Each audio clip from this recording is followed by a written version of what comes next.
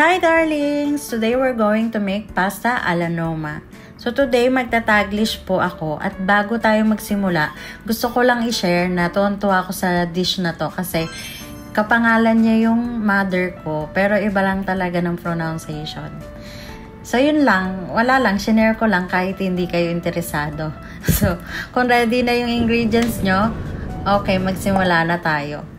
Maglagay lang kayo ng 250 grams of flour sa prep table at isunod nyo yung egg yolk na 175 grams. Hindi ko alam kung ilang pirasong yolk yan pero 175 grams. Halu-haluin nyo lang ng mabuti. Pagkatapos nyong halu-haluin, masamasahin nyo naman. Yan, kagaya nung ginagawa nung katrabaho ko na yan. Masamasahin nyo lang hanggang sa okay na. Tapos ilagay nyo siya sa bowl at i-rest nyo muna siya ng 10 minutes. So while resting, maglinis-linis din kayo ng table, syempre. Pagkatapos, maghiwa na kayo ng 2 puting onion.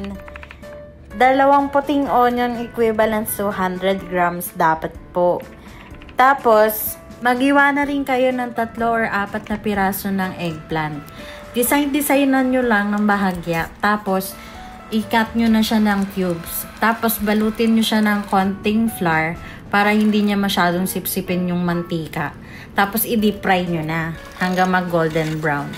Pagkatapos, i-set aside nyo muna. So, balikan na natin yung dough. So, ngayon, yung dough, pwede nyo naman gamitin yung rolling pin lang. Pero kasi, ang advantage namin is meron kaming machine. So, yun ang gagamitin namin. Ni-rolling pin lang namin siya ng konti kasi para ma-cover lang siya ng flour bago namin siya ilagay sa machine para mag-flatten siya. Pagkatapos, ibalik na natin siya sa prep table para may hiwa-hiwa siya ng pahaba. So, para tong fettuccine pasta. Pero kayo na bahala kung anong gusto nyong shape sa pasta. Pagkatapos na may hiwa-hiwa, budburan nyo lang ng konting flour. Tapos, magpainit na kayo ng tubig. So, habang nagpapainit kayo ng tubig, pwede naman kayong gumawa na muna ng sauce. Lagyan nyo pala ng konting asin at olive oil yung papakuluan yung tubig para hindi magdikit-dikit mamaya. Gawa na tayo ng sauce. So, inapan, lagyan nyo ng oil at isunod nyo yung hiniwa-hiwa nyo kanina na onion. Tapos, lagyan ng konting asin at lagyan ng bawang.